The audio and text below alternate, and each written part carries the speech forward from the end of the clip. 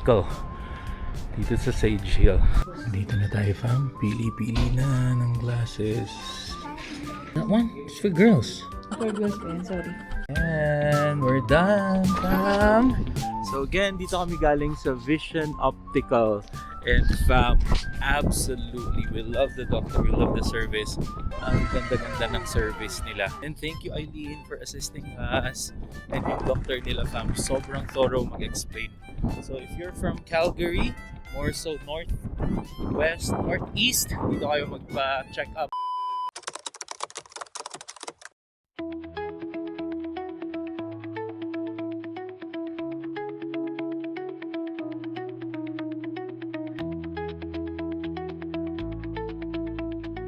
Welcome back to our Maayong hapon, maayong udto. Udto na ngayon, fam. Lunchtime.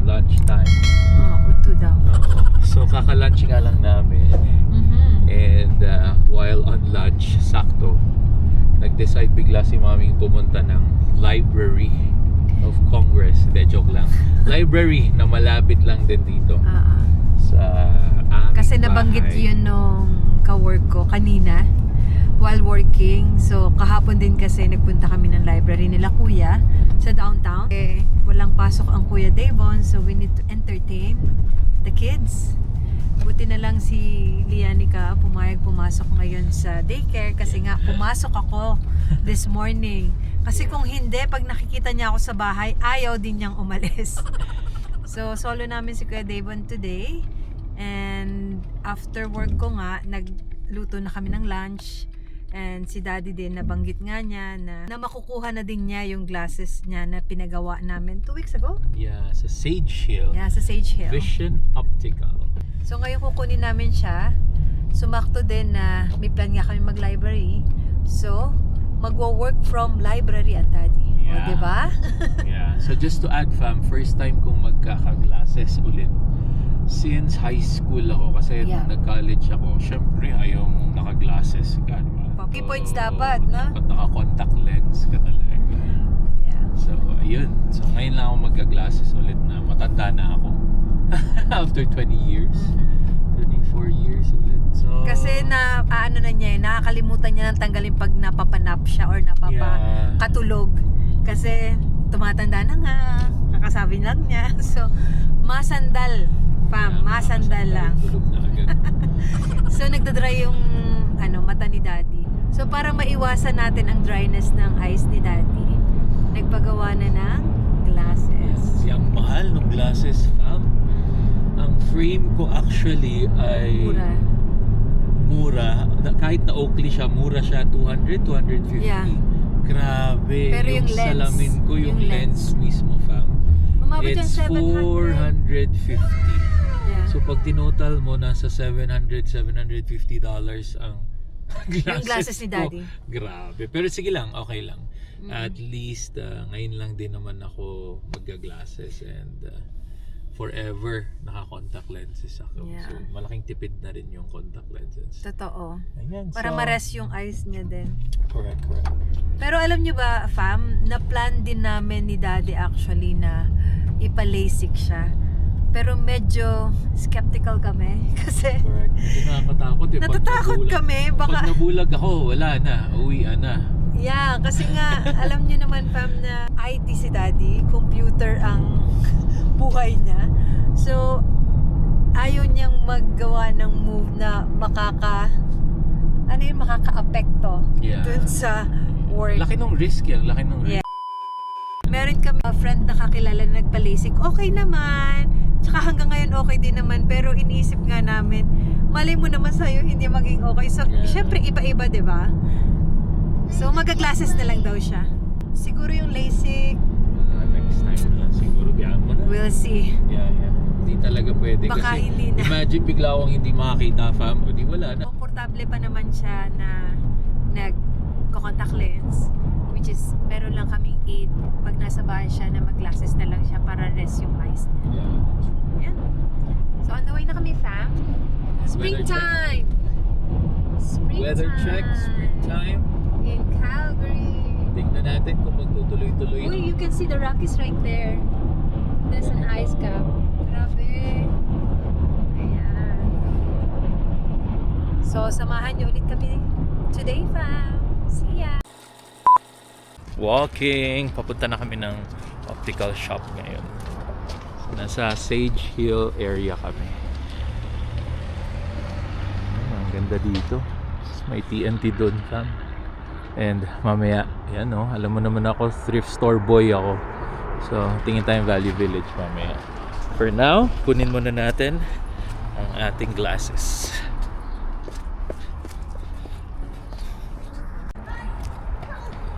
Okay. Oh, may dental clinic din pala dito. Yes, please. Yeah, Vision Optical. Let's go. There you go, fam. Dito na tayo. Ano yung Oakley? Buti na lang meron silang for glasses. Yan.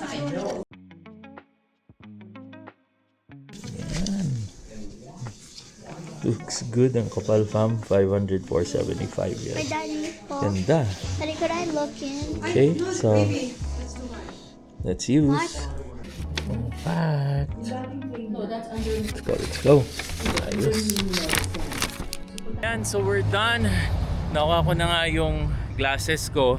Pero nagkabit ulit ako ng contact lenses, fam. Kasi sobrang nakakahilo.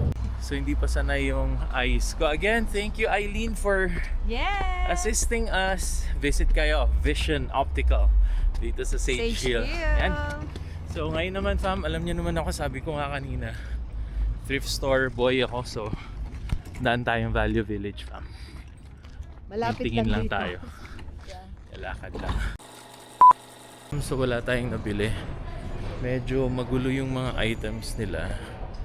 At hindi masyadong okay yung selections. So let's wait for Kuya Davon na lang. Kasi parang gustong bumili ulit ng toys. Pero ayun pala, hindi na pala. Okay, so punta na tayo ng library and let's continue to go to work. On the way to library na, fam. At dito kami dumaan sa Looban. looban ng ano tawag? Northwest. Northwest. Paramount. Paramount. Parang sa may Beddington, tapos Paramount something. First time namin, fam. So we're just exploring and sharing to you the views. Ganda rin Maganda dito. yung Parang bahay. maganda yung community nila. Ganda yung bahay. Yeah. Yan, Panorama Hills na pala eh. Ito na pala, Panorama Hills na. High school na siya, oh.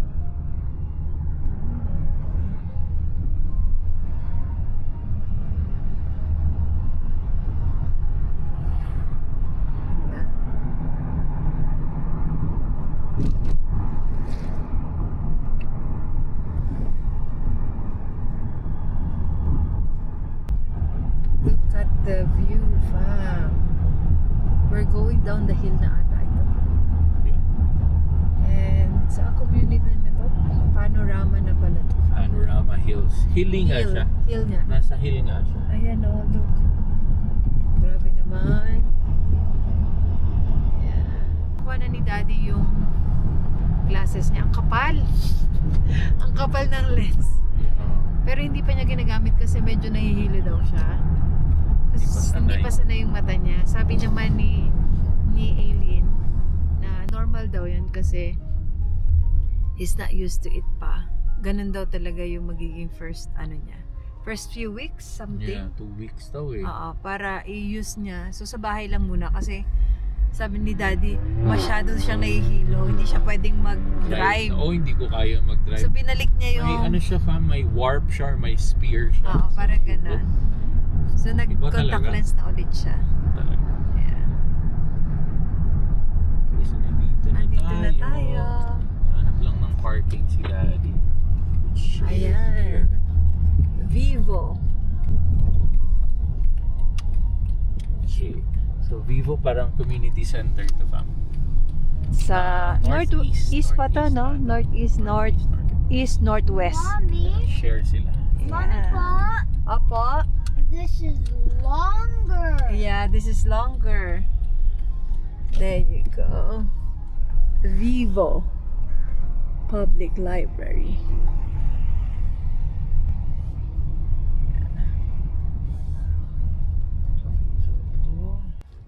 Fam, finally, nasa Vivo Center na tayo.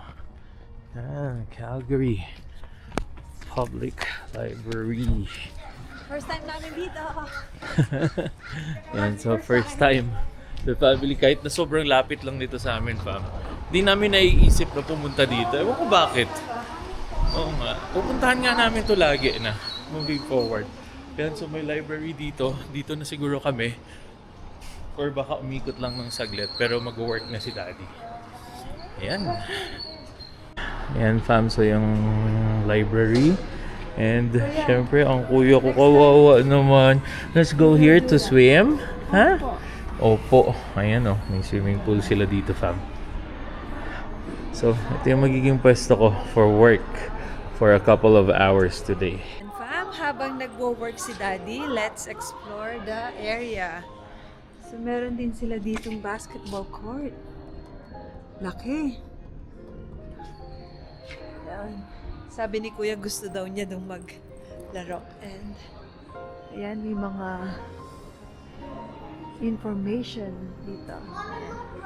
Vivo.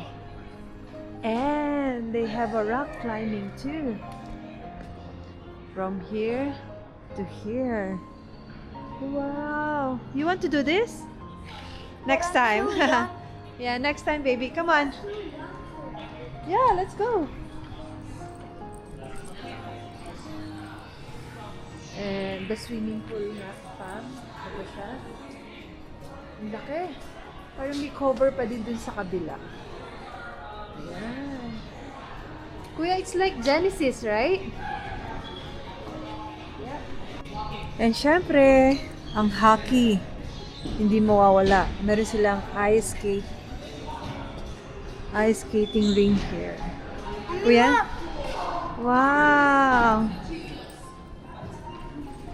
Let's see what's in here pa. And pa, meron din sila ditong sports medicine and rehabilitation center.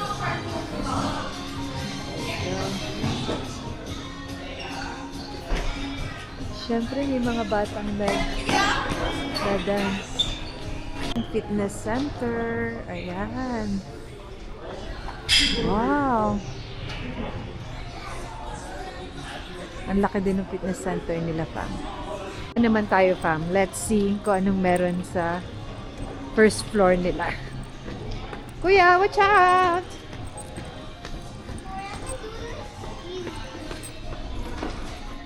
There you go. A community center. What? And meron din sila dito. Ano to? Parang collaboratory. Parang meeting room. Right. Indoor park, kuya. That's the swimming pool, I think. And they have also offer a lot of programs like a swimming program. You can also Community center pala talaga siya. And then mayroon silang arena doon. And may membership din. Dito sa community to may library nga. So doon tayo pupunta. Oh, it's good. So we're here in the first floor or ground floor nila. Pindot, kuya. Push it. Ayaw. And we're entering the library, fans. So, opening hours nila, 9 to 9 p.m. There you go.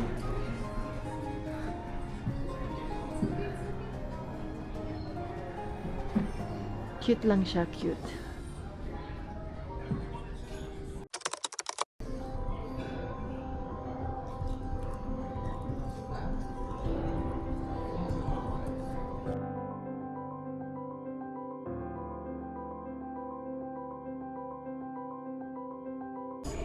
Okay, so medyo napapasarap ang work natin dito. Usually kasi talaga nagiging busy ako habang papalapit ang end of day. Usually nag-rush yung mga tao eh. So, yep, I'm just concluding some deployments right now. And then after that, aayain ko na si na maming umuwi para sunduin din si Lianica. So, there you go, fam. Very good yung experience ko dito. Pwede ngang mapadalas ang punta dito. Ang ganda-ganda naman talaga ng Vivo. The library itself. So, nasa likod ko nga pala ang pool. Ayan. So, nandito na ako nag-work. And I'll see you guys later. Okay, fam. So, we're done at last. So, natapos din ang work ni Daddy. 2.5 hours, love, no? Straight na nakaupo ako. So, pauwi na tayo ngayon. At nag-enjoy naman ang kuya. Ako din, nag-enjoy din kaka-work. At least, fam, ibang environment naman ang pinag-workan natin. So, drive na tayo at sundo-sundo na kay Lianica. Kasi around 5 p.m. na rin. Ayun, buti natapos ko naman lahat ng work na kailangan for today. So there you go, fam. Drive lang muna. So nandito na ako sa bahay at 5:40 na ng gabi. Nag-on pa ako ng computer kasi may nakalimutan ako na critical for our deployment for tonight. So ganun talaga, fam, lalo na pag work from home. It's an advantage or disadvantage, pero lagi mong kayang pwedeng tapusin yung work mo any time of the day. And ayun na nga, blessed din naman tayo na nakakapag-work from home tayo. And I couldn't complain. So, ganun pa man, I need to work siguro mga another 1 hour pa, fam, just so that we would be able to complete our work for today, as well as sasamahan ko yung mga devs ko for tonight. That was a busy day for the Alba Fam Bam. Very excited na akong gamitin nga ang aking glasses. So again, thank you Vision Optical kay Eileen. Thanks for assisting us. Kung taga Calgary kayo, visit kayo sa kanila. Ang ganda ng service nila. Ang babait ng doktor. Yeah, 100% recommended. And sakto, fam, na hindi busy yung araw nila today.